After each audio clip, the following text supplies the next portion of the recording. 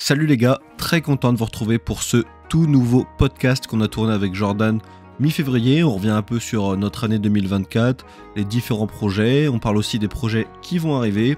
On aborde également différents sujets qui j'espère vont vous plaire. C'est aussi pour moi l'occasion de vous annoncer la sortie en précommande de 2 nouveaux vêtements techniques sur la boutique qui, j'en suis certain, vont plaire à beaucoup d'entre vous. On est là sur une série limitée et la livraison est gratuite pour la précommande, donc n'hésitez pas à aller jeter un œil. Le premier vêtement, c'est notre veste baroudeur, inspirée de la célèbre parka américaine de la Seconde Guerre mondiale. Vous êtes là sur une veste multipoche qui est vraiment adaptée à toutes vos activités en extérieur. Elle est cousue dans un tissu ripstop extrêmement solide, elle est également déperlante, donc ça vous permet de l'utiliser même sous la pluie.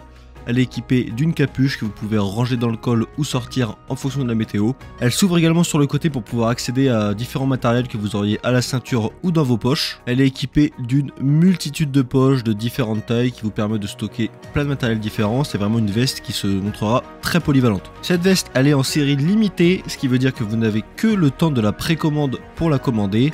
À la fin, ce sera trop tard, on ne la proposera plus à la vente. Le deuxième produit, après le succès énorme de notre pantalon Worker, on vous sort son grand frère, le pantalon Warrior. Alors il va profiter de tous les avantages de son petit frère, le Worker, c'est-à-dire un tissu ripstop également très solide, donc c'est un pantalon qui peut vraiment être utilisé dans toutes les situations. Vous avez ces fameux inserts élastiques au niveau des fessiers et des genoux qui permettent d'avoir une grande mobilité de mouvement. C'est vraiment son gros point fort. C'est un pantalon qui allie solidité et confort. Au niveau des nouveautés par rapport à son petit frère le Worker, c'est l'ajout d'une genouillère permanente qui vous permet d'avoir une protection au niveau du genou.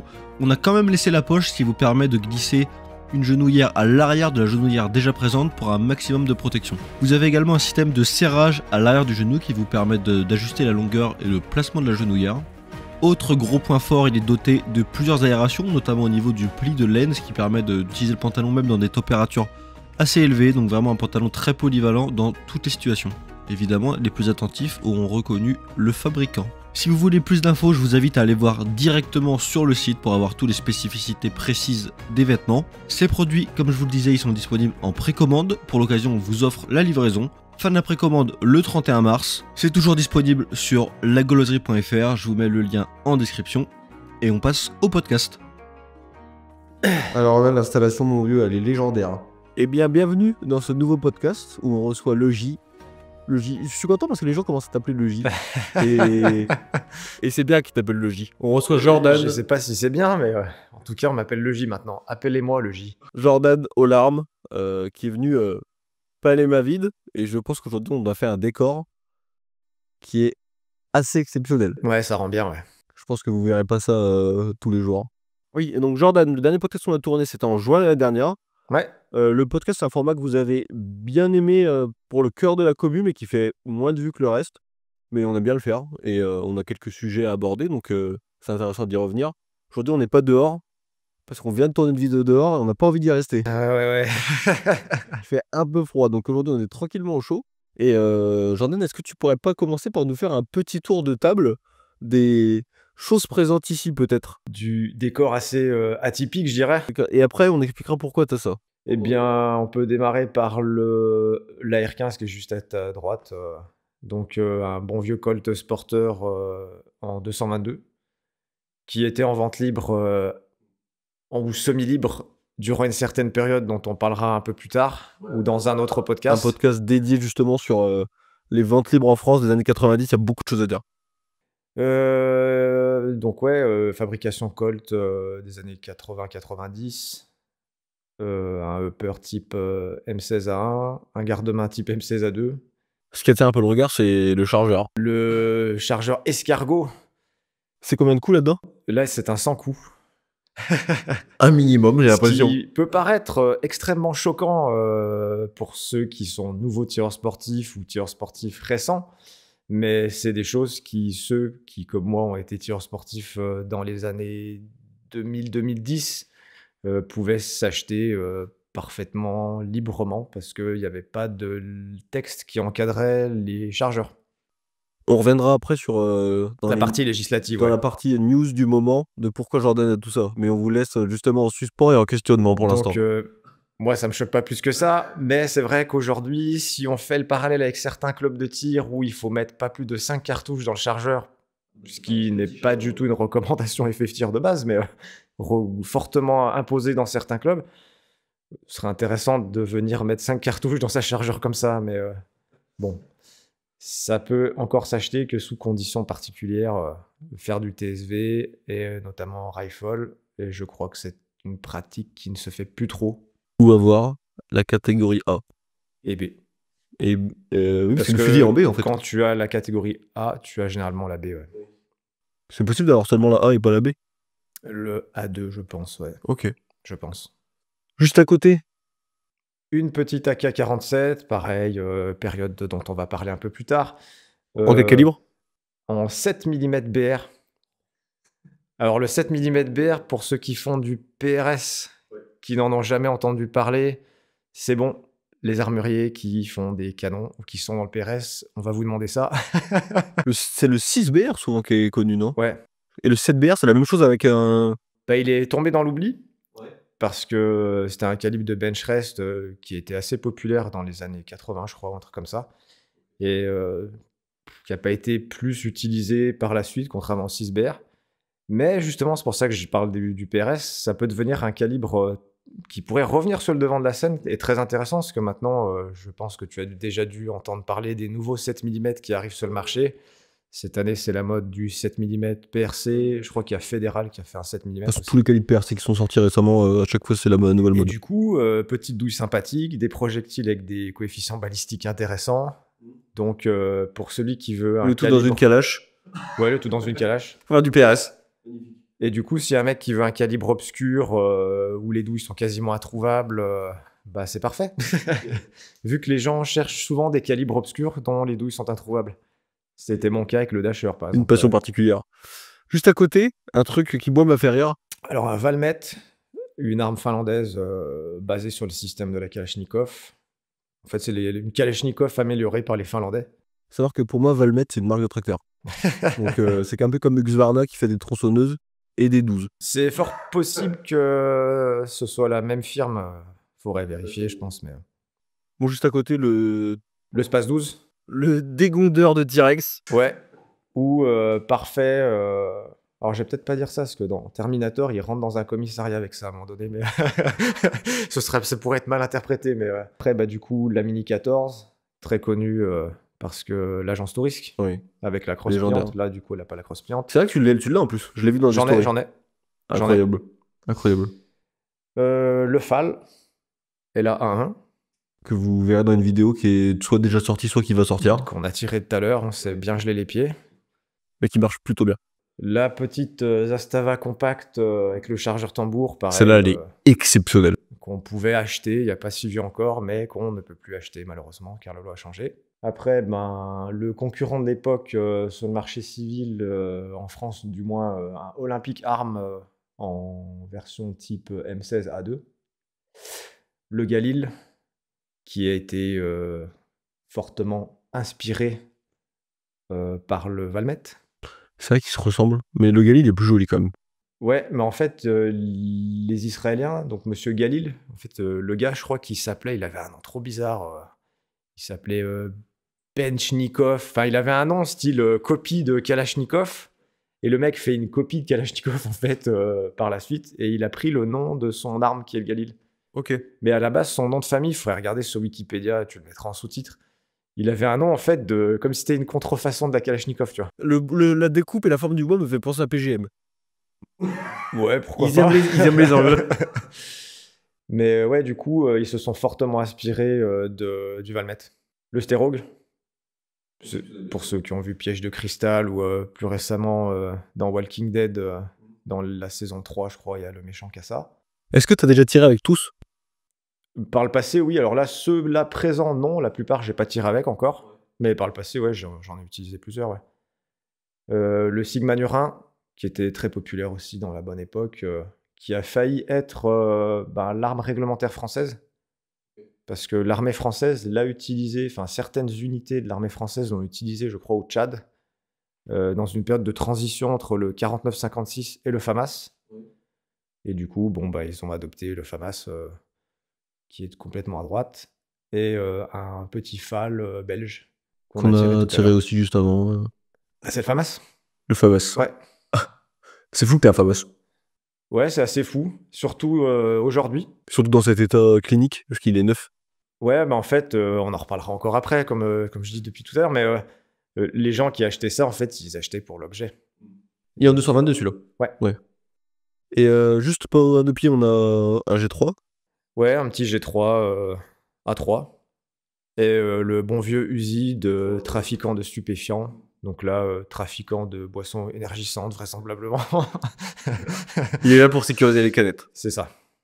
Et c'est ce que tu poses sur la table pour imposer le respect, Pour vraisemblablement. mieux négocier les contrats. C'est ça. Jordan négocie très bien les contrats. Là, en l'occurrence, c'est moi qui suis pointé. Donc, Oui, c'est vrai.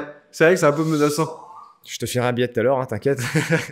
Ouais, mais moi, la seule chose que j'ai ramené, c'est le petit trophée des 100 000. Je pense qu'il a une belle valeur, celui-là. Il a une valeur sentimentale, mais il est moins impressionnant, on va dire. Mais je suis content de l'avoir ramené quand même. Tout ce qui est présent dans le décor s'achète, sauf le trophée. Donc c'est On celui le qui a voit- le on peut plus le de voir comme valeur à ça. mes yeux, je pense. Justement, on va revenir à ce dont je voulais parler. 2024, c'est fini. Là, on est en février 2025. Qu'est-ce que tu tiens comme bilan de l'année 2024 pour toi qui a été un peu charnière, j'ai l'impression, dans ta carrière? Parce que tu as arrêté certaines choses, démarré d'autres choses. Et quel bilan t'en tirerais? Ben, globalement, une année forte en travail, je dirais, avec peu de temps libre, malheureusement. Ce qui m'a amené à repenser la façon de travailler, notamment à l'atelier, où il y a certaines choses qui vont être très fortement ralenties. Tout ce qui est projet custom, notamment, maintenant, je vais vraiment sélectionner. Très chronophage comme travail. Très chronophage, avec malheureusement du délai, des gens qui le comprennent, des gens qui le comprennent pas, mais ça on en a déjà parlé à plusieurs reprises, donc pas besoin de s'étendre là-dessus. Donc ouais, vraiment ralentir la partie atelier, tout en la gardant, hein, mais vraiment ralentir cette partie-là, pour avoir plus de temps libre, puisque je suis maintenant titulaire des autorisations pour la catégorie B. Et oui. Et pas que. Dans la catégorie B, il y a des trucs intéressants à aller chercher à l'autre bout du monde, et pour aller les chercher à l'autre bout du monde, il faut du temps. Voilà. T'as déjà bien démarré, j'ai l'impression. Ouais, bon après là c'est plus... C'est plus perso, ouais.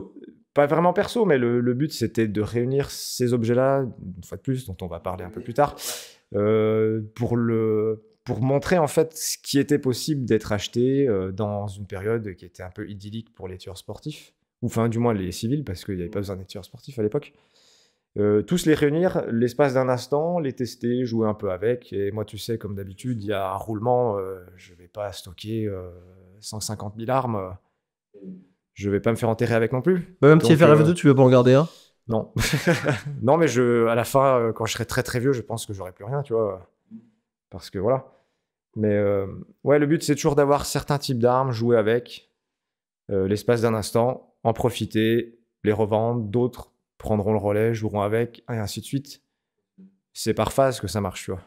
Il y a eu des périodes où il y a eu que des armes de Sarajevo. C'est vrai, au tout début.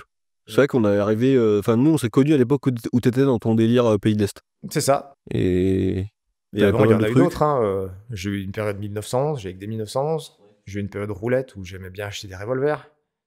J'ai eu une période de vieilles armes qui prennent la rouille, donc des vieux Moser, des choses comme ça.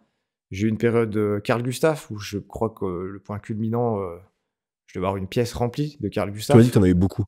C'est marrant, c'est une collection de ça en particulier. Je sais pas, c'est des fixations, tu vois. Le but, c'est de.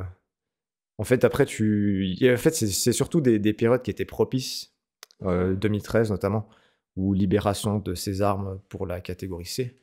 Et donc, du coup, on en trouvait beaucoup. Et plein de modèles différents. De tout ce que tu as eu, le Carl Gustaf que tu nous as prêté, c'était la fameuse carabine rose. Ouais. Avec le carton tactique. Ouais. Et qui marchait bien, en fait. Mais je pense que. Ça, c'est par rapport celle-là. Ouais, celle-là, bah, je vais la garder, ouais. Ça me fait rire. Mais je pense que je t'en prêterai un à l'occasion extrêmement neuf. T'en as un bon état? Et qui, je pense, peut faire des résultats sympas à longue distance, ouais. Oh, le rose était en super état aussi. Ouais. En vrai, il marchait bien. Hein. C'était un custom, quoi. C'était un beau custom, ouais. Avec le camo beat et tout, c'était cool. Catégorie B qui est là, tu as. Donc, il y a déjà au moment où sort ce podcast, il y a déjà des choses disponibles sur ton site. Ouais. Et il y a surtout des choses qui vont arriver. Donc, je pense que c'est à suivre. Ouais. Alors, bon, bah.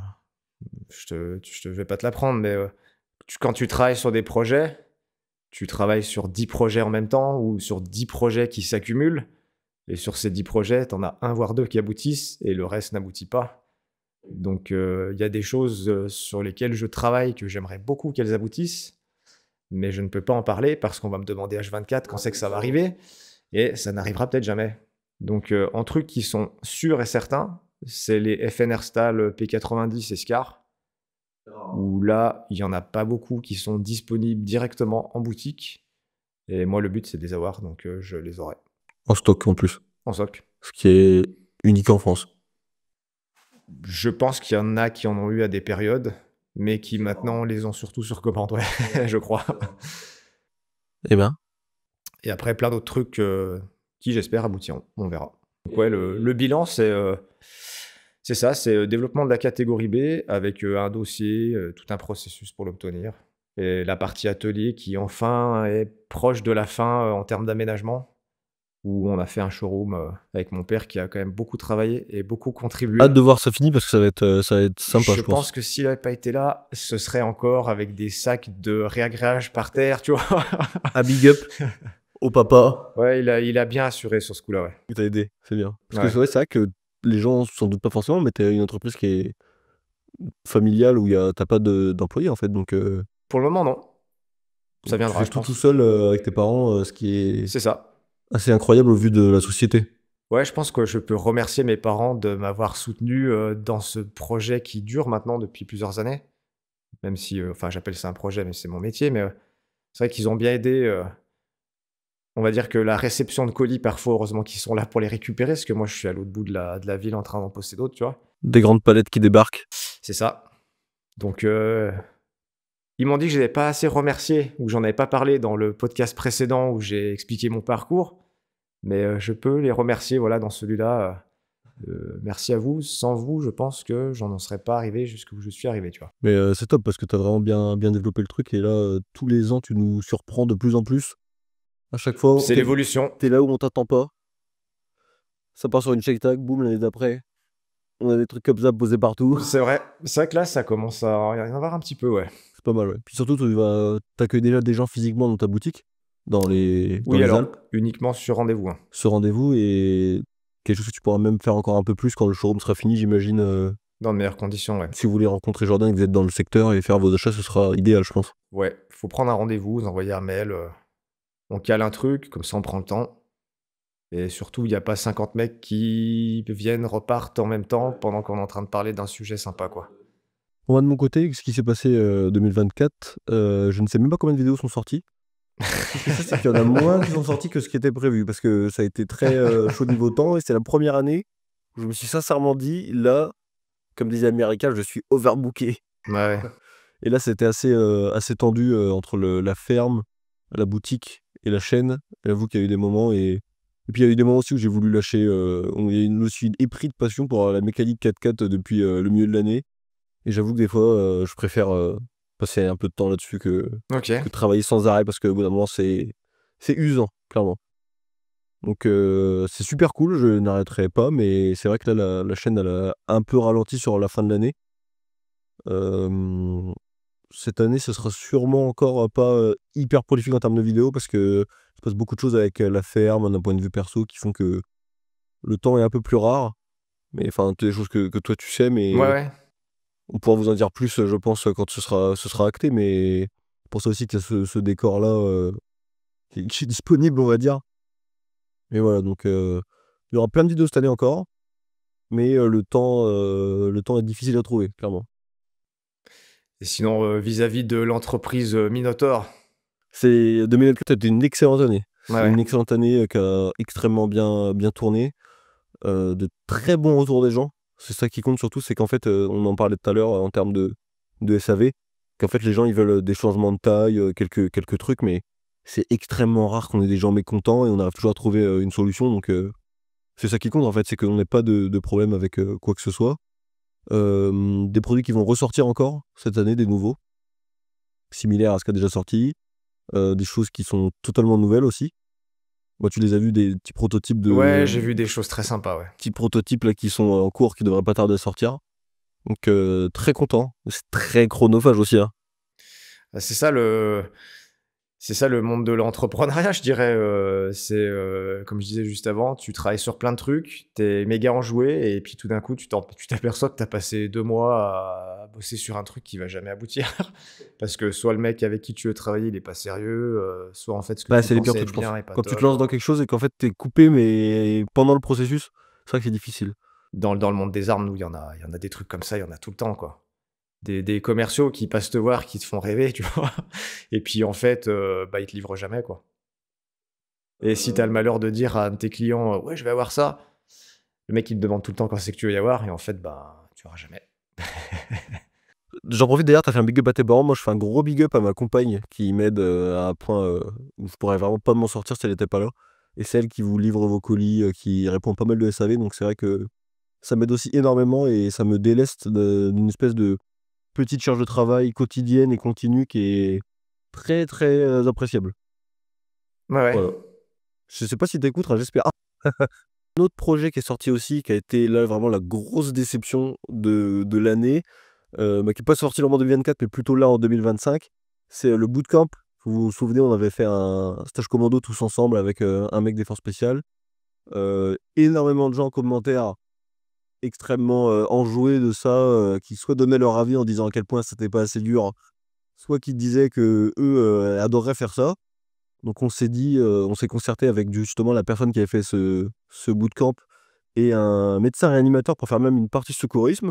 On a monté le projet, tout le monde était très chaud quand on l'a teasé. Et le jour où c'est sorti, ça a été un calme, mais abyssal en termes de réservation. Donc on a quelques réservations, mais je pense que la première date prévue sera annulée. Parce que malheureusement, on a d'autres gens qui voulaient réserver, mais qui n'étaient pas dispo à cette date-là. Donc on essaiera peut-être d'en faire une autre date. Et ça a été un peu décevant et ça a été un peu formateur vis-à-vis de ce que les gens disent et de la réalité en face. Bien sûr. Et là, il y a eu un autre gros problème, c'est qu'en fait, on s'est posé la question de quel était le problème. Donc, tout de suite, on s'est dit c'est le prix qui bloque les gens. Et en fait, en discutant avec les gens, déjà, souvent, quand le prix est un problème, les gens le disent directement. Ouais. Enfin, moi, j'ai jamais eu de personnes qui me disaient. Plutôt de gens, quand quelque chose ne fonctionnait pas, qui disaient non, c'est pas à cause du prix, vraiment, le prix me convient, mais c'est juste le truc qui me plaît pas. Souvent, ils disent oui, c'est trop cher dès que c'est trop cher. Et là, Ouais. aucune remarque. Et ce qui est drôle, c'est que on en a parlé sur la vidéo de la caravane de survie qui a fait plus de 100 000 vues. Et il y a des commentaires constants sur le Stashco qu'on a fait, sur toutes les vidéos, même qui n'ont rien à voir avec le Stashco. Et là, 100 000 vues, une grosse partie au début où on en parle. Et vraiment, les gens font comme si ça n'existait pas. Ouais, je pense qu'ils savent pas ce qu'ils ratent. Dans le sens où, déjà, le médecin est un gars très expert dans un domaine particulier qui peut avoir vraiment un intérêt dans la vie de tous les jours. Donc, je pense que être formé par lui au premier secours, notamment certains types de premiers secours, peut être intéressant. Et surtout, le deuxième personnage, qui est le formateur du bootcamp, on va dire, lui a un palmarès qui, à mon avis, ferait rêver plus d'un et qui, le jour où il pourra en parler, va en laisser quelques-uns sans voix, je pense. Donc les gens, en fait, ne savent pas ce qu'ils ratent. Mais malheureusement, on peut pas le dire. Tu connais les gens justement qui forment l'équipe formatrice. Ouais. Et tu sais en fait à quel point c'est Il bien, y a quoi. du très gros profil. Et c'est vrai que là, ça a été assez décevant. Et du coup, plein de gens. Et surtout, quelques encouragements quand même beaucoup d'encouragements sur Instagram qui disaient ah, c'est super ce que vous faites. Et je demandais aux gens, mais viens, participe en fait. Oh non, moi, c'est pas mon truc. Ou alors, il y a eu deux types de réponses. Il y a eu je l'ai déjà fait avant. Des gens qui ont fait l'armée, des choses comme ça. Ou Ouais, qui ça sont c'est plus compréhensible, vieux, ouais. ce que je comprends parfaitement. Et des gens qui disaient c'est pas trop mon truc.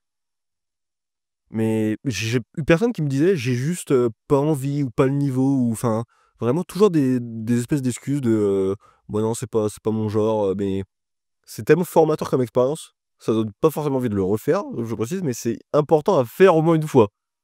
Sachant qu'en plus c'est un week-end. Et puis surtout qu'en plus, il sera adapté grand public. Ce serait pas comme nous, se rouler dans la merde de vache. C'est ce que le formateur disait, c'est adapté au niveau de chacun.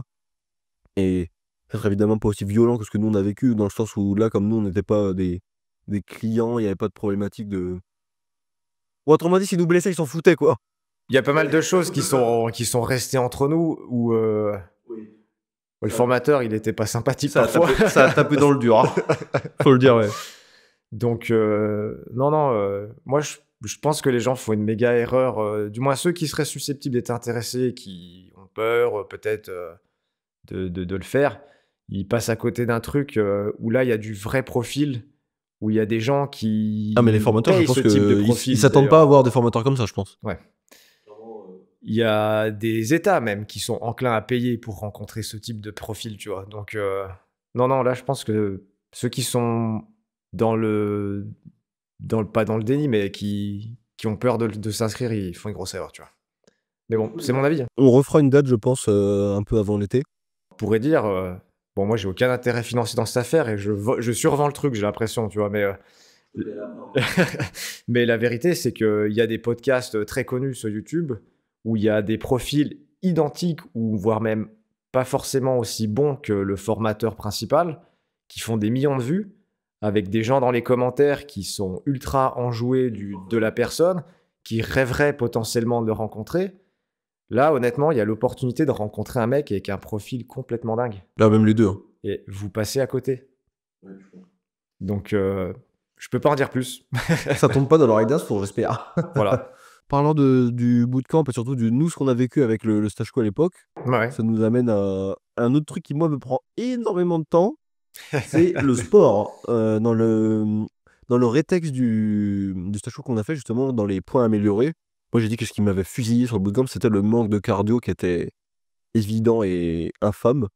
Et du coup, j'ai essayé de corriger le tir et je me bute au sport depuis le bootcamp quasiment. Ça fait 1 an que j'ai démarré la course à pied. Et donc, en gros, pour ceux que ça intéresse, je suis à entre 6 et 7 séances de sport par semaine. Ce qui est quand même assez chronophage, mais qui se passe plutôt bien, parce que la course à pied, ça se fait facilement. Il suffit de mettre des baskets et c'est parti. Ouais. Et bon, le niveau augmente par rapport au volume fait, on espère mieux, quoi. Mais disons qu'avec un poids de corps qui est pas forcément idéal pour la course à pied, c'est pas forcément évident. Et du coup, pour en revenir à ça,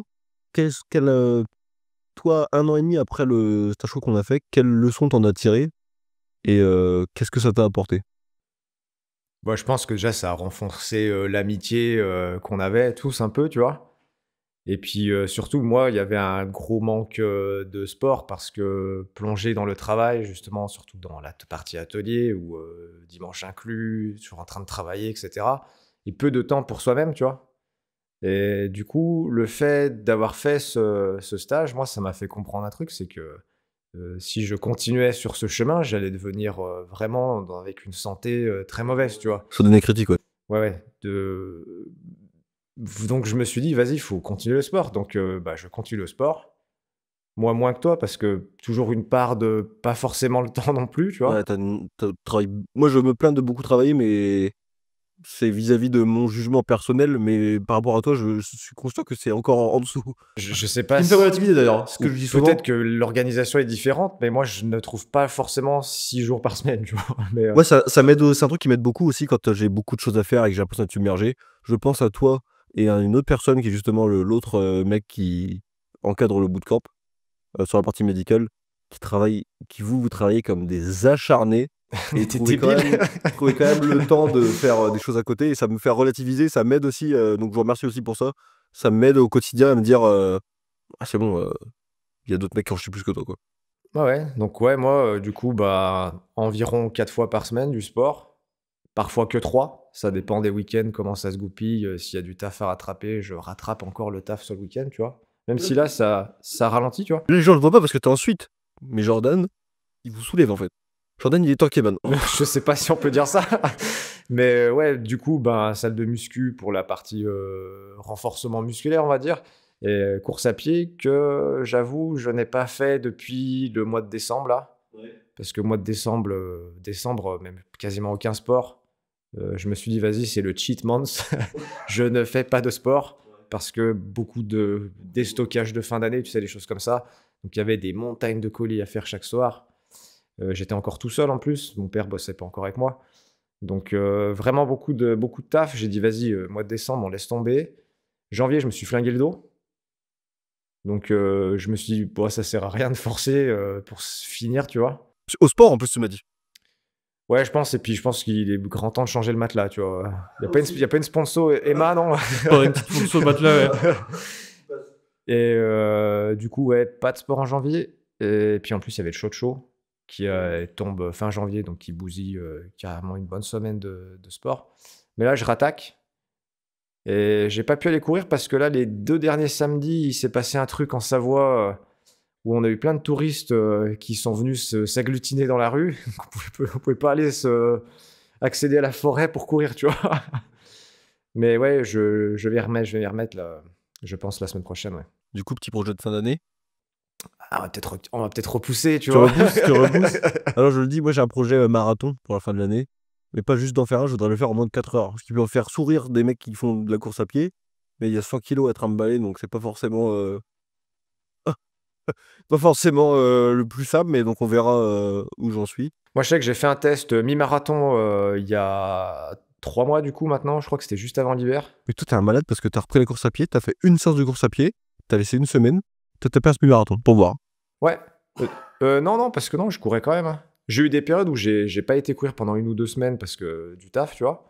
Mais sur l'année dernière, j'ai quasiment couru tous les mois, tu vois. Enfin, je courais régulièrement. Sauf, ouais, parfois, ça m'arrivait d'avoir 2 week-ends d'affilée où j'allais pas courir parce que pas le temps.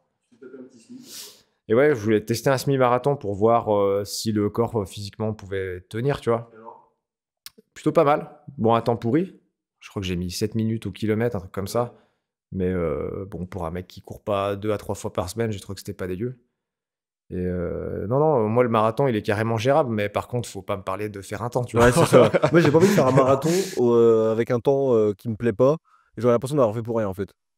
Donc je préfère le repousser, quitte à le repousser un peu en termes de temps, mais valider un temps où je serais satisfait, plutôt que juste de faire le marathon pour l'expérience du marathon en fait. Bah ouais. Mais c'est chiant. C'est chiant, c'est long, ça te tape dans la gueule, clairement. Et je pense qu'il faudrait le faire pour une cause. Ça pourrait être marrant, tu vois. Pour la cause de notre compte bancaire. C'est une belle Non, mais cause. pour Qu'une quelque chose, chose je que sais je pas, suis tu bien. vois. Peut-être choper un peu des sous et puis filer un chèque à quelqu'un qui en a besoin, tu vois. Ça pourrait être Tu veux sympa. qu'on refasse des dons à l'URSSAF? C'est vrai qu'on en fait pas 42 mal. km pour l'URSSAF. On fait déjà quelques dons, C'est j'ai vrai qu'ils l'impression. ils en ont besoin. Mais ouais, pourquoi pas rallier une cause. Et puis, ça se fait beaucoup, ça, maintenant. Courir pour des gens, tu vois, qui ont des situations de handicap, des trucs comme ça. Ça me ferait kiffer. Ouais, ça me ferait kiffer. Par contre, ne me demandez pas de faire un temps exceptionnel, tu vois. Je serai pas dernier, je pense, mais je serai pas premier non plus. Moi je suis un enculé égoïste, il y aura zéro cause, il y aura juste une perf. J'ai vu qu'il y avait pas mal de mecs qui trichaient dans la course à pied, qui s'achètent les chaussures avec les semelles en carbone, là. Ouais, alors Pour c'est un grand gratter. débat, attention à ce que tu dis. Hein. Pour gratter. Attention à ce que tu dis. De ce que j'ai lu sur les études des plaques carbone, apparemment le gain est quasiment proche de zéro parce qu'il y a des gens sur qui ça fait gagner du temps et des gens sur qui ça en fait perdre. D'accord. Mais la vérité, c'est que tous les meilleurs ont quand même des plaques carbone. Donc il y aurait quand même un gain, mais puis surtout des plaques carbone pour des gros tas comme nous qui courent à la vitesse d'un. Comme nous, tu sais, vite dit, hein, tu vois. Qui courent aussi lentement, c'est la confiture au cochon, tu vois. C'est vraiment indécent de faire ça. Si je te mets des plaques carbone, ça va mal se passer, genre. Ouais, non, mais c'est pas l'ambition. Des chaussures à plaque carbone, ça paye un Uzi, tu vois. Je préfère acheter un Uzi. Oui, je t'avais demandé pour diversifier un peu, puis pour pourquoi pas parler d'autres sujets, de réfléchir à 2 chaînes YouTube que tu suis et que t'aimes bien en ce moment ou de manière générale, mais qui n'ont rien à voir avec le milieu du tir, pour voir un peu ce que toi tu suis en dehors du tir. Alors, il y a une chaîne YouTube que je suis, mais alors je sais que les gens, ils aiment bien dire ça. J'étais un des premiers mecs à l'avoir suivi pour faire genre, c'est eux qui ont découvert, tu vois. Mais moi, pour ce mec-là, en l'occurrence, je pense que j'ai été parmi les 10 000 premiers à être tombé sur ses vidéos et à avoir suivi direct. C'est un mec qui est très connu maintenant, qui s'appelle Farine de Blé, qui répare des véhicules un peu comme on a pu tous réparer à un moment donné, en n'ayant que des emmerdes, en balançant les outils par terre parce qu'il y a tout qui est fracassé, parce que t'es un débile, t'as tout massacre. Et le gars fait ça depuis des années, en fait, et il a des projets qui sont de plus en plus délirants les uns que les autres en termes de puissance, où il fout des moteurs complètement fous dans des voitures vraiment pourries. Moi, je fais de la mécanique. C'est un peu ça, ouais. Et le mec a vraiment un capital sympathie, il est attachant à regarder, tu vois.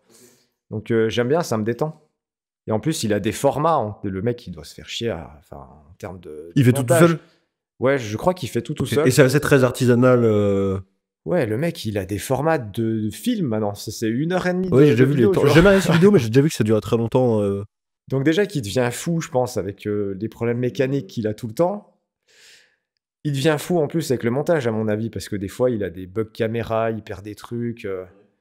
Mais le mec est vraiment cool à regarder. Donc, je regarde beaucoup C'est un peu le rituel du mois, tu vois, quand il y a la vidéo qui sort, tac, je rentre de la salle de sport, c'est un peu tard, je me dis: «Bon, bah, c'est pas grave, demain, ça va être une journée un peu dure» et je me regarde ce mec-là, ouais, j'aime vraiment bien ce qu'il fait, ouais. Connais Simon? Pareil Pareil que toi. Ok.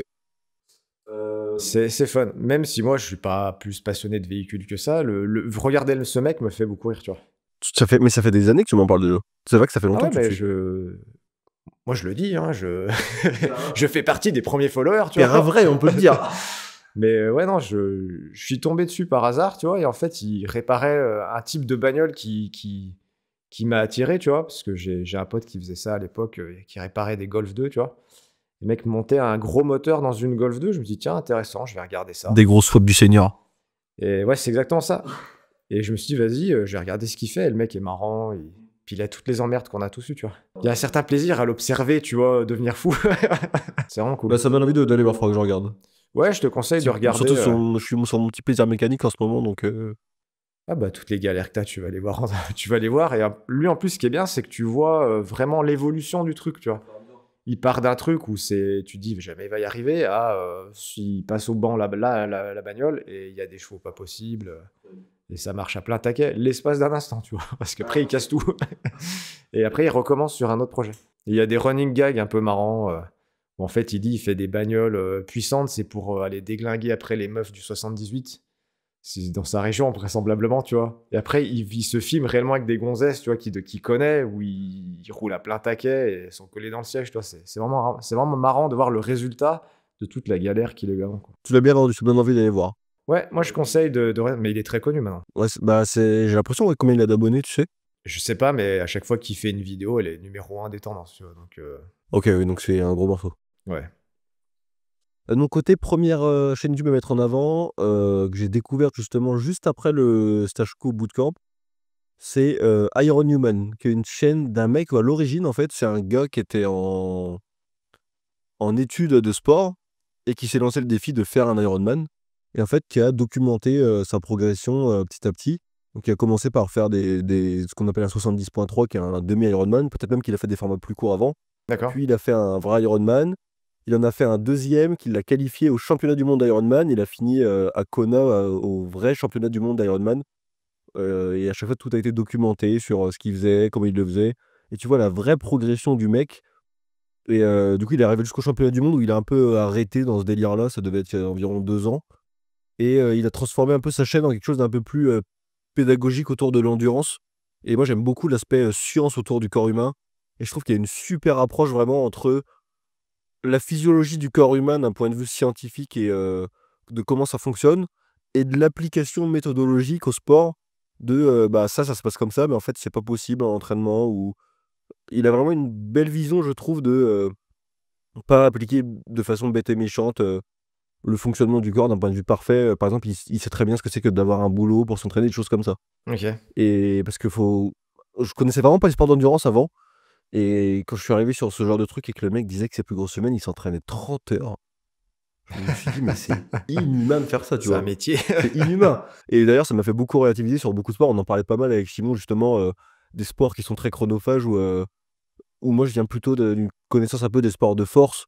Les sports de force, quand tu t'entraînes 8 heures dans la semaine, c'est déjà une grosse semaine, tu vois. Ouais. Et on se disait avec Simon des sports où tu as, bah, pour le coup, l'endurance qui demande des quantités d'heures d'entraînement énormes, ou même des sports comme quelque chose que Simon suit beaucoup, le MMA, où tu as en plus des aspects techniques et stratégiques, où tu te retrouves avec des sports d'une complexité énorme. En fait, ça devient un plein temps complet.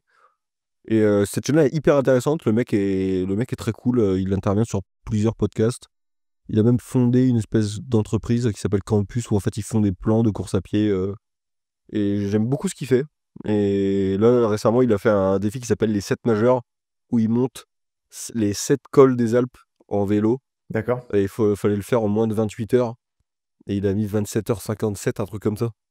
Mais on se rend pas compte de ce que c'est que 3 minutes de marge sur 28 heures. Non, mais même faire du sport pendant presque 28 heures, c'est Et c'est l'horreur, il en parle, faut regarder ce qu'il en a dit, mais ils ont dormi au Ronacol dans l'herbe à 2h du mat parce qu'ils n'en pouvaient plus.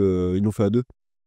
Et 10 000 mètres de dénivelé positif, plus de, je sais plus si c'est 400 km ou même plus que ça de vélo dans des côtes comme ça, où des fois ils montent la côte, ils sont à 5 à l'heure, il reste 15 km de côte.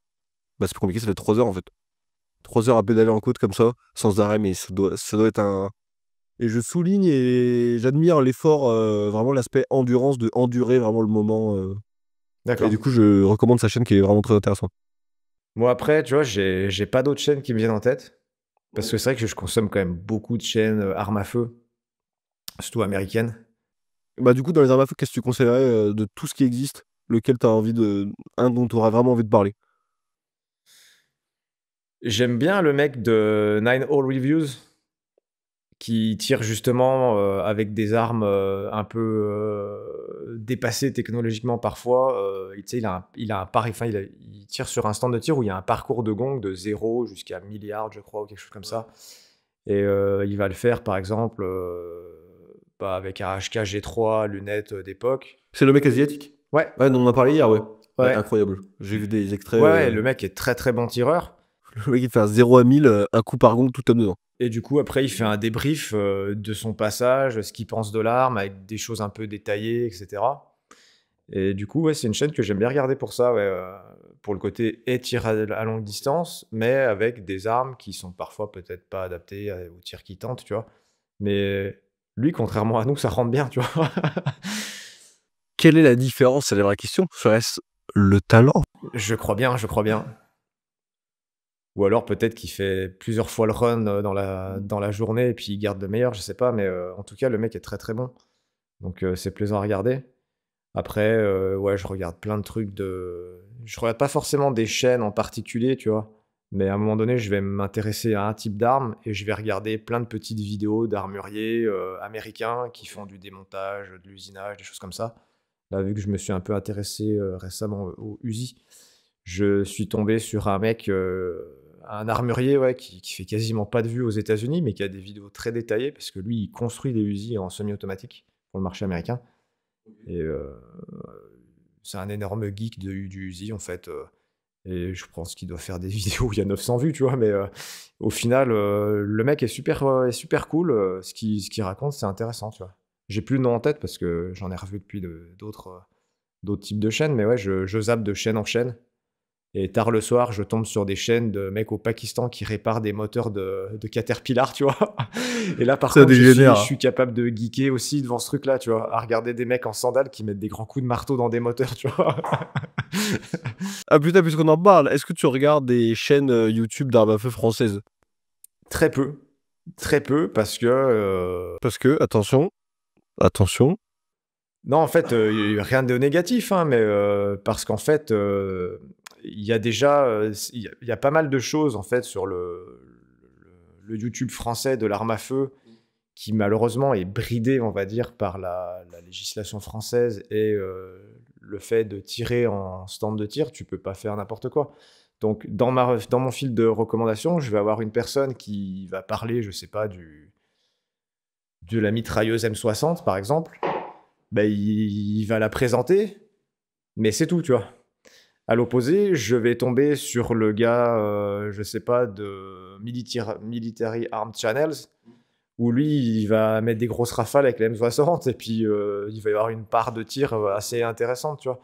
Donc c'est vrai que je regarde très peu de chaînes d'armes à feu françaises. C'est pas parce que je les aime pas, tu vois, mais parce que voilà, je suis pas plus attiré que ça. Après, là, récemment, je suis tombé sur des trucs qui m'ont plutôt bien plu. C'était le mec du feu aux poudres, qui a un ami qui est un expert en armes à feu. qui s'appelle... C'est LAI Oui, Publication. c'est ça. Qui a sorti d'ailleurs un livre, je crois, récemment. Ouais, c'est ça, ouais. Alors, moi, je le connais pas ce livre personnellement ni rien, mais on m'en a dit beaucoup de bien. Ben Donc, moi, je l'attends. Parce que j'ai fait partie de ceux qui ont donné un petit billet pour aider, tu vois. Et moi, on m'en a dit beaucoup de bien, que ce soit du gars ou du livre. Donc, si ça vous intéresse, on le met en avant. Et donc, du coup, ouais, ça m'est arrivé de regarder des podcasts qu'ils ont fait, tu vois. Où le gars rentre un peu dans des détails. J'ai jamais techniques, regardé, mais je vois le genre de truc. C'est vraiment 2 heures sur un truc très précis. Ouais, Et tu sens vraiment un passionné, mais très profond du sujet. ouais, ça geek beaucoup sur, sur le sujet, ouais. Et du coup, ouais, ça, c'est le genre de truc que je peux regarder. Par contre, bon, bah, malheureusement, le reste m'intéresse pas plus que ça. Parce que bah, soit l'arme en question, je la possède, tu vois. Soit j'ai déjà vu pléthore d'autres vidéos qui traitaient du même sujet. Donc, après, je dis pas, hein, pour reciter par exemple le feu aux poudres, ça m'arrive de regarder des vidéos où il sort des choses très exceptionnelles, tu vois. Il y a des beaux trucs, lui. Et donc là, effectivement, c'est un truc que j'ai pas vu souvent ou que j'ai jamais vu, tu vois. Et donc là, oui, effectivement, la vidéo, je vais regarder.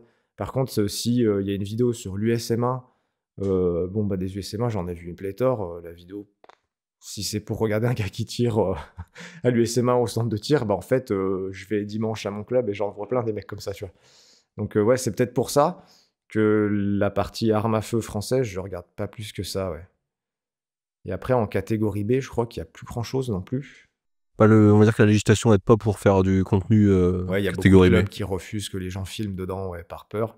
Mais du coup, après, ouais, en fait, si, je regarde plusieurs trucs francophones, puisqu'il y a aussi le mec de comment ça s'appelle, de stand de tir, où là, il y a des fois, il parle de certains trucs en cours sur la législation, et du coup, avoir le point de vue d'un autre gars qui évolue dans ce secteur, je trouve ça intéressant, donc je regarde, tu vois. Euh, et après, bon, bah, il y a la pistolerie, mais puis la pistolerie, c'est un collègue, donc effectivement, je regarde sa chaîne, mais je considère pas comme regarder YouTube. Je regarde juste tout le travail qu'il fait, voir un peu comment ça se goupille, tu vois, avec ses projets de formation qui sont très intéressants, tu vois. Mais après, je suppose qu'il y a plein d'autres mecs français qui font des vidéos, mais malheureusement, bah, Moi, j'étais YouTube surpris. ne vous m'a pas recommandé, en fait. J'ai été surpris récemment de tomber des fois sur des recommandations de chaînes YouTube dont je n'ai jamais entendu parler, alors que je me renseigne un peu sur ce qui se fait. Et en fait, les mecs ont 60 000 abonnés. Et j'en ai jamais entendu parler. Et tu regardes, il y a plusieurs vidéos qui ont fait 100 000 vues. Et donc, je ne sais pas si mon algorithme YouTube est buggé, mais Bah moi, c'est plutôt l'inverse. Ces gens-là me les proposent pas. On va me proposer un mec qui tire à la 22, tu vois, avec des munitions MacTech et qui fait de 800 vues, tu vois. Et du coup, c'est un peu filmé à l'ancienne. Donc au final, là, je vais pas forcément non plus être friand, tu vois. Mais c'est vrai que, ouais, nous, en fait, la problématique du YouTube francophone, bah, c'est la législation. ah bah dès que tu sors ton terrain privé de la catégorie C, c'est compliqué de toute façon, clairement. Ou alors, faut faire du très théorique. Moi, j'adorerais voir, bah, un peu comme Nine All Reviews, des mecs qui font des tests d'armes semi-automatiques à des distances importantes pour voir un peu comment ça se comporte, etc. Tu vois. Faudrait posséder son propre stand, en fait. Ouais, mais c'est compliqué, il faut être dans une région qui est propice. Mais pareil, une fois de plus, il y a cette notion où il y a certaines ligues liées à la Fédération française de tir qui, à mon avis, seraient peut-être pas très contentes de voir ça. Le seul moyen, faudrait un mec qui ait les agréments pour avoir ces armes-là, mais pas à titre sportif, à titre professionnel, et qui possède un terrain sur lequel il aura le droit de s'en servir Ouais, de façon complète, en fait. Donc, c'est vrai que ça fait extrêmement peu de gens qui sont concernés. c'est ça. Et il faut avoir l'envie de mettre les choses en avant et d'y passer du temps. Donc, ce qui réduit le nombre à zéro, en fait. Ouais, je pense, ouais. Parce que ceux qui ont les agréments, généralement, c'est pour une raison très précise. Ouais, ils veulent surtout pas les perdre parce que c'est leur boulot. Je pense que voilà, le week-end, une fois que toute la semaine, ils ont travaillé sur ces armes-là, ils ont peut-être pas forcément envie de passer 30 heures de montage derrière, quoi. Donc ouais, le YouTube francophone, pour faire une conclusion, ouais, il y a quelques trucs que je regarde, ouais, vraiment quand c'est très particulier. Sinon, je regarde pas plus que ça. Les nouveautés en armes à feu, bah, je les vois avec les commerçants qui passent me voir. Donc, pas forcément besoin. Je sais qu'il y a des chaînes pour les gens qui sont non professionnels qui sont très cool, tu vois. Il y a plusieurs mecs qui sont plutôt connus pour faire des reviews de flingues. Il y en a, je m'excuse, j'ai mangé son nom, mais il a un stand de tir, je crois, dans le sud. Et il fait beaucoup de tests d'armes dans son stand. Très régulièrement, je crois qu'il y a une vidéo toutes les 1 ou 2 semaines, un truc comme ça. J'ai plus le nom de la personne. Mais ouais, je vois souvent, dès qu'un truc, nous, arrive en stock chez les fournisseurs, lui, bah, vraisemblablement, doit être livré en même temps que nous, ou connaître les gars qui sont chez ses fournisseurs. Il présente les armes. Donc ça peut être intéressant pour un gars qui veut se faire une idée, tu vois. Ouais, vis-à-vis du YouTube francophone, je sais pas s'ils vont mal le prendre ou quoi, mais enfin, c'est pas mon but, mais je trouve qu'il y avait un vrai engouement il y a 3-4 ans, où il y avait une vraie effervescence de plein de chaînes qui se donnaient à fond sur plein de choses, qui lançaient des choses. Et là, je trouve qu'on est sur une période un peu de point mort où les gens restent un peu dans ce qu'ils font depuis longtemps, peu de renouveau, voire même des gens qui arrêtent carrément. Parce que si tu prenais comme exemple la pistolerie, par exemple, la pistolerie, aujourd'hui, son débit vidéo, c'est 3 par an, quoi. Donc, Ouais. voilà, des chaînes que j'appréciais qui font beaucoup moins de vidéos, Ou à côté de ça, des chaînes qui font vraiment la même chose depuis des années, avec le nombre de vues qui baisse petit à petit et qui se renouvellent pas. Et je trouve qu'il y a moins de. Enfin, moi, j'ai moins d'engouement pour tout le tir sur YouTube en France, D'accord. là, depuis quelques années, par rapport à quand j'ai démarré. Ou d'ailleurs, c'est ce qui, moi, m'a fait démarrer, c'est de voir tous ces YouTubeurs tir que je trouvais vraiment excellents. Et je trouve que ça a vachement ralenti depuis ces années-là. Je sais pas si t'as la même impression ou si c'est que moi. Moi, une fois de plus, malheureusement, je regarde pas grand-chose sur le YouTube tir français. Une fois de plus, pour les raisons que j'ai évoquées, je regarde beaucoup ce qui est américain parce que là-bas, il y a des choses qu'on n'a pas forcément accès en France. Moi, c'est vrai que si par exemple une personne fait une vidéo sur la nouvelle levier sous garde de chez Huctech, ben, je vais pas la regarder puisque la nouvelle levier sous garde de chez Huctech, je l'ai eu il y a quelques temps, qui m'est passé entre les mains. Donc j'en ai un avis, du coup, je vais pas regarder la vidéo d'une personne qui en donne un avis. Pas parce que je l'aime pas, mais parce que, en fait, moi, tout ce que lui a, je l'ai possédé à un moment donné aussi. Donc je suis pas grand monde, en fait, dans le monde du tir. Vous, je vous ai suivi, en fait, parce que c'était pas du tout un truc de présentation d'armes ou autre. Tu m'as toujours dit que la première vidéo que t'avais vue, c'était le King of Wildlife paysan. Ouais, ouais. Et du coup, ça m'a fait marrer parce que moi, j'étais dans une période où j'étais très amateur de cette compétition-là, puisque je devais la faire. Après, il y a eu le Covid. Ça avait un peu cassé le rythme. Et du coup, je m'étais dit, tiens, ces mecs-là, c'est marrant ce qu'ils font, tu vois. Mais si ça avait été une présentation de carabine, par exemple, j'aurais même pas regardé, quoi. Et je précise d'ailleurs que ce que je viens de dire sur le YouTube francophone, j'ai la même sévérité envers ce que moi je fais, où j'essaie justement de garder des concepts originels et de continuer en termes de qualité, de choses qu'on met en avant, que ce soit bien, voire même de créer un peu de nouveaux concepts, des choses comme ça, comme le podcast qui est assez récent, pour justement pas.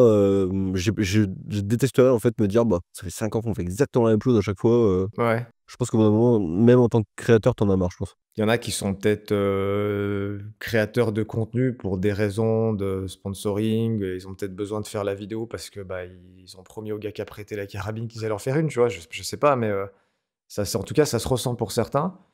Et ouais, après, par contre, si je n'étais pas armurier, effectivement, je pense que je regarderais plus, tu vois. Ouais. Il y a des gars qui présentent des types d'armes anciens. Ça peut être intéressant pour apprendre l'historique de cette arme, mais moi, étant donné que je la connais en partie, du coup, je regarde pas forcément le mec. Et après, pour la partie nouveauté, ouais, il y a des gars qui font des trucs vraiment stylés. Mais du coup, je les regarde pas puisque les flingues, je les ai qui me passent entre les mains. Donc, T'es à la source, toi, directement. mais des fois, dans mes recommandations, je les vois. Et je vois toujours les mêmes visages, ouais. Donc, je pense que ces mecs-là, ils font des trucs qui doivent être intéressants parce qu'il y a de la vue quand même. Pour finir un peu sur ce podcast qui était un peu pour remettre l'église au milieu du village et redonner quelques news sur les actualités du moment, qu'est-ce que tu as prévu, Jordan, cette année dans tes projets ou même dans les années à venir? Sur quoi tu bosses en ce moment? Toujours la continuité des armes de catégorie C sur la partie TLD parce que le TLD, c'est un truc qui est en constante évolution.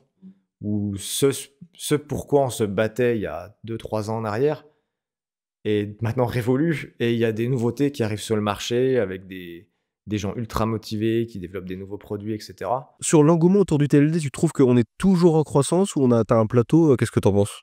Moi, je pense qu'on a toujours une croissance. Alors, c'est marrant parce qu'il y a un commercial d'une boîte avec que j'ai des faux téléphones ou qui est déjà passé chez moi pour 2-3 trucs.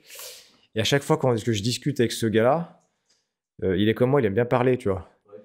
Et lui, il me dit, ouais, c'est la fin, machin. Et moi, je le contredis tout le temps, tu vois. C'est pas du tout ce que j'observe. Je pense qu'en fait, il y a quelque chose qui a beaucoup joué sur les dernières années à développer le TLD. C'est que les gens, il y a eu le changement de législation sur les armes de catégorie A à 11. Et du coup, les mecs se sont fait piquer une part de leur carabine. Donc, ils se sont, pour certains, remis sur des armes où il y a quand même peu de chances dans l'immédiat qu'elles soient subtilisées, tu vois, par l'État. Et on a pas mal de mecs comme ça qui sont arrivés sur le TLD. Des gens qui n'avaient pas vraiment songé à faire cette pratique avant.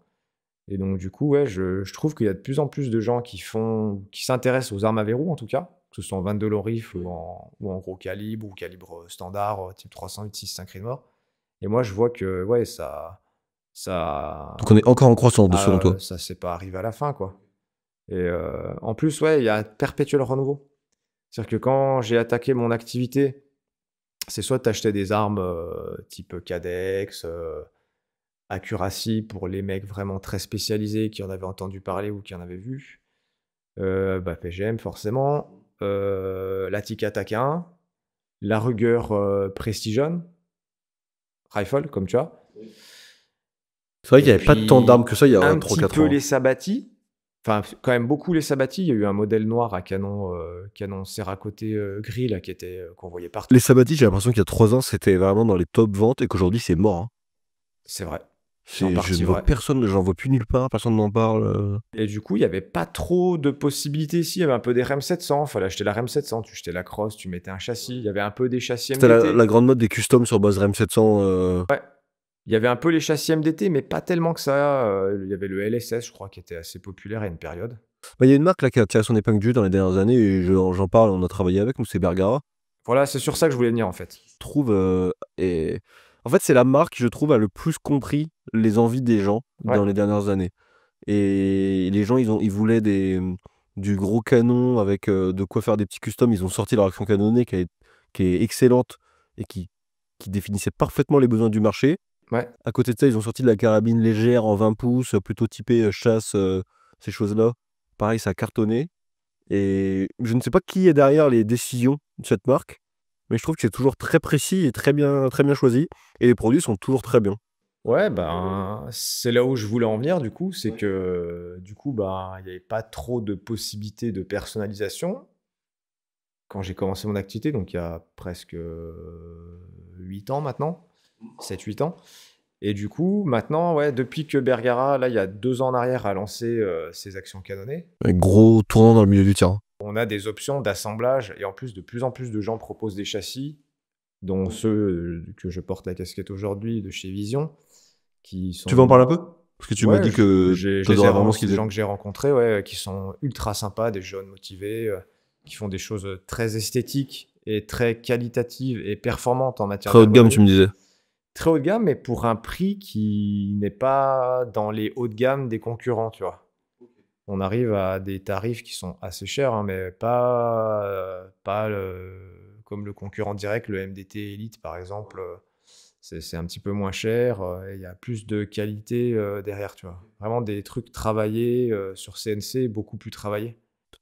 Mais là, c'est vrai que le mec qui se lance dans le TD là actuellement, il peut se faire son petit custom sur base de la fameuse action clonée Bergara là. C'est ça? Et il a une multitude de choix en termes de châssis, d'optique et d'accessoires qui font que tu peux presque faire des trucs uniques tellement tu as de Ouais, possibilités. bon, il y a quand même pas mal de gens maintenant qui sont équipés en Bergara, on va pas se mentir. Donc, Oui, la base elle reste. les setups, elles ont toutes été potentiellement testées. Mais du coup, ouais, cette année, ils ont sorti une nouvelle action, une action canonnée nue, qui était déjà présente sur certaines carabines, la première. Qui est un peu plus haut de gamme techniquement. Qui est un peu plus haut de gamme en termes de finition, l'action est un petit peu mieux finie. Le canon est le même. Et tu as le bloc détente qu'on était toujours en train de changer parce que le bloc détente Bergara, c'est un truc d'origine qui n'est pas match. Hein. Donc là, maintenant, sur la première, il te livre avec la détente TriggerTech Diamond. Ok, très bonne. Elle est un petit peu plus chère. Tu préfères la Faré, toi? Moi, je préfère la Faré, ouais. Ouais, Faré, il y a un réglage supplémentaire pour l'engagement qui est très intéressant. Donc, Mais enfin, leur nouvelle action est quand même de base plutôt bien fournie, on va dire. oui. Et ça répond à une demande, c'est que les gens, ils voulaient une action un petit peu plus travaillée, avec des culasses flûtées, des choses un peu plus sympathiques. Donc, il y a ça pour répondre à la demande qui est sortie. Maintenant, les gens sont toujours plus demandeurs. Donc, maintenant, ils demandent les mêmes types d'actions, mais en calibre Magnum. S'ils sortaient une action canon Magnum, moi je pense que j'en prendrais une par exemple. Je sais qu'actuellement, si tu veux un Magnum qui soit un peu sympa, Ouais, soit tu prends un truc de série et t'as pas 50 modèles en vérité. ouais, Surtout si tu veux un calibre un peu. j'y travaille. Parfait. Soit si tu veux un calibre un peu pas courant avec un 7 PRC ou un 300 PRC, des choses comme ça, c'est pas courant. Ou alors faut faire un custom. Mais bon, tu connais le sempiternel J'y problème. travaille. Magnifique. Figurez que j'étais pas au courant, mais hâte de voir. J'y travaille parce qu'en fait, il y a plusieurs personnes qui ont beaucoup discuté avec Bergara. On leur fait une méga pub, mais en vrai, bon, voilà, c'est parce que sur le marché, c'est les seuls qui proposent ça aujourd'hui. Si Tikka le faisait, on parlerait de Tikka, on va pas se mentir, c'est très bien aussi. En fait, ouais, ils ont des problématiques techniques déjà. C'est-à-dire que dans les calibres Magnum, ce qui marche bien en longue distance, généralement, c'est des canons assez longs. Donc, qui sont plutôt aux alentours des 30-32 pouces, généralement, pour ceux qui veulent tirer loin, c'est ce qu'il faudrait avoir. Et eux, je sais que sur leur machine, ils ne peuvent pour le moment pas produire des canons d'une longueur supérieure à 28 pouces. C'est embêtant, c'est vrai que c'est dommage. Après, ils n'ont pas non plus des actions qui sont typées 300 Norma Magnum ou 338 Lapua Magnum, qui ont Avec des gros culots. culasse spécifiques. Donc pour l'instant, ils n'ont pas la capacité de produire ça. Et après, quand j'en ai parlé avec certains d'entre eux, c'est pareil, il faut qu'il y ait une quantité annuelle pour qu'eux, en fait, ils travaillent sur un système d'économie d'échelle. En fait. Plus ils produisent, plus le produit peut être compétitif et dans leur vision. Leur vision, c'est de proposer un produit ultra qualitatif pour un très bon prix. Donc, c'est-à-dire qu'il faudrait qu'on ait des centaines d'acheteurs annuellement sur ça. Tu penses que c'est impossible? Si tu poses la question sur Internet, les gens vont tous dire oui, moi j'en achète une. Sauf que quand elles sont en stock, c'est pas dit qu'ils achètent, tu vois. C'est vrai. Donc, parce que pas forcément l'accès à des terrains qui permettent de l'exploiter, pas forcément le budget pour l'exploiter, etc. Ouais, et puis il faut etc. dire la vérité, aujourd'hui, quand tu as un 6.5 Creedmoor bien performant avec un canon correct, Tu fais quasiment tout. jusqu'à 1 km, t'as aucun problème, quoi. Donc, C'est ça. pour un prix qui est bien inférieur à un Magnum, moins de recul, moins de coûts de composants, moins de bruit. Donc, c'est vrai que la question du Magnum se pose, mais c'est aussi. Le TLD, t'es très vite dans de l'achat plaisir au final. Donc, Ouais, moi, mais je pense sincèrement que ça pourrait marcher. pour reprendre, en fait, eux, il faut qu'il y ait cette continuité de vente. Si ça se vend en one shot, qu'il y a 100 mecs en France qui en volent et qu'une fois ils sont équipés, il n'y a pas de nouveaux acheteurs, ben, ça fait un développement de produit pour rien. Et surtout, je pense, ça je le sais, on ne me l'a pas dit, mais je pense qu'ils sont débordés aussi par le marché US qui est très demandeur. Parce qu'avant, aux États-Unis, tu rentrais dans un gun shop, tu avais des Tikka et des Remington. Maintenant, tu rentres dans un gun shop aux États-Unis, tu as des Browning et beaucoup de Bergara. Ok, ils ont repris le marché quand même. Remington ayant été en faillite, là ils ont été repris par des nouveaux qui reproduisent, mais ils n'ont plus les quantités de production et de livraison comme avant. Donc il y avait un gap qui a été récupéré par Bergara. Et du coup, eux, ils vendent des quantités de carabines industrielles aux États-Unis. Donc, ils n'ont pas forcément le besoin de s'emmerder avec un. Et après, peut-être qu'un jour, ils le feront, mais aux dernières nouvelles, c'est pas prévu. Donc, c'est pour ça que moi, j'ai travaillé sur cette partie-là. Donc, comme je disais, tu travailles sur plein de projets. Ouais, on verra si ça va à quelque chose. Il y en a déjà qui sont aboutis, puisqu'elles sont en cours d'import. Donc, moi, le but, c'était de travailler sur quelque chose où les gens arrêtent d'attendre du sur-étagère. C'est-à-dire que tu veux un 300 PRC, pas de problème, on l'a. Il est là. Le prix, c'est X. On a des châssis, on te l'assemble. Si on n'a pas les châssis, on essaie de les obtenir dans un délai acceptable, c'est-à-dire 1 à 2 mois max. Donc c'est fini les 1 an d'attente, c'est fini ça. On te l'assemble et tu peux repartir avec un custom pour un tarif qui sera normalement inférieur à un custom traditionnel, puisque produit en série par des boîtes d'usinage spécialisées.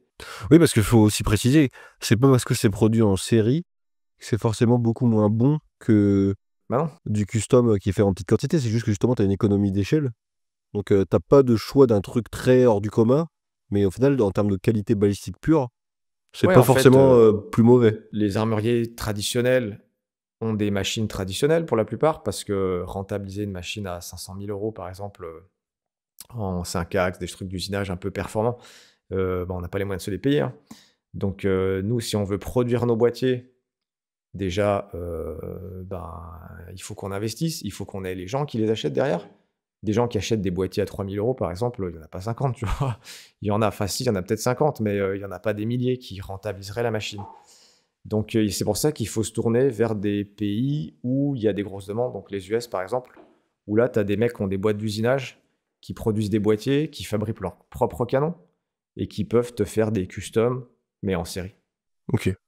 Donc potentiellement des bonnes choses à venir.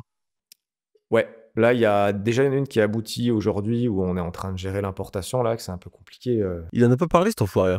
On apprend ça, comme des sombres C'est une inconnus, là. exclusivité, tu vois. Et une deuxième entreprise aussi où on a travaillé, que je vais pas citer, mais qui est très connue dans le monde du tir, notamment le PRS. Et on a travaillé justement avec eux sur plutôt des calibres Magnum. Et du coup, on a une problématique sur le 338, l'appui à Magnum, qui sera livré probablement plus tard dans l'année parce qu'au niveau des boîtiers, ils n'ont pas les boîtiers pour les faire. Mais on aura des choses dans les fameux calibres PRC que tout le monde demande. Donc, il ne faudra pas me demander H24 quand c'est que ça arrive, parce que je ne vais pas répondre du coup. De toute façon, quand ça arrivera, tu le dis. Il suffit de te suivre, en fait. Quand ça arrivera, tu le diras. Comme dans Forrest Gump, il dit, c'est tout ce que j'ai à dire à ce sujet. Tu vois. Je ne dirai pas plus. Mais voilà, quand il y en aura, il y en aura. Quand il n'y en aura pas, il faudra être patient qu'il y en ait. Mais je pense qu'on arrivera à travailler sur des délais qui seront beaucoup plus respectables. Nickel, pas de voir tout ça. Ouais, moi aussi. Et puis, du coup, pour les projets de mon côté, comme je disais, cette année, il y aura toujours un flux de vidéos. Difficile de donner les délais. J'essaie d'en faire au moins une par mois, tu vois, sur l'année. On verra si on peut en faire plus ou moins. Donc, pas mal d'idées encore. C'est assez marrant, j'ai des vidéos, j'ai toujours l'impression d'être au bout. Et en fait, jamais. Il y a toujours un nouveau Il y a truc. toujours un nouveau truc, une nouvelle arme, un nouveau concept. Là, ça parlait de fabriquer une catapulte récemment. Ah ouais. Qu'est-ce que tu dirais d'un frigo lancé à 500 mètres? Putain, j'aimerais bien voir ça. Et pas, on bosse sur le sujet avec nos techniciens. Donc, non, il y a toujours des concepts intéressants. Des fois, je me pose la question d'un peu diversifier les choses, tu vois. Par exemple, quand j'ai fait le 4x4, il y a des gens qui me disaient, mais fais-en une vidéo. D'accord. Et je sais qu'il faut jamais faire ça, mais je vais quand même demander aux gens si ça les intéresserait. Parce qu'en général, le cœur de commu, de toute façon, est toujours chaud pour tout. Mais le problème, c'est que ça représente pas, en fait, la majorité silencieuse. Donc, est-ce qu'on le fera ou pas? Je sais pas. Ça pourrait être des nouvelles idées sur la gauloiserie de manière un peu plus générale. Toujours en restant quand même sur cette grosse base de tir. Donc on verra ça, mais voilà, d'autres vidéos à venir. Pour suivre Jordan, les réseaux s'affichent. Instagram, Facebook pour les boomers, le site internet. Je vous invite à suivre Jordan sur ces différents réseaux. Merci de m'avoir regardé et à la prochaine. À la prochaine. Merci à vous d'avoir passé ce petit moment avec nous pour écouter ce podcast, j'espère qu'il vous a plu. Je vous rappelle rapidement que vous avez la précommande des 2 nouveaux produits qui sont toujours en cours, et on se dit à très vite.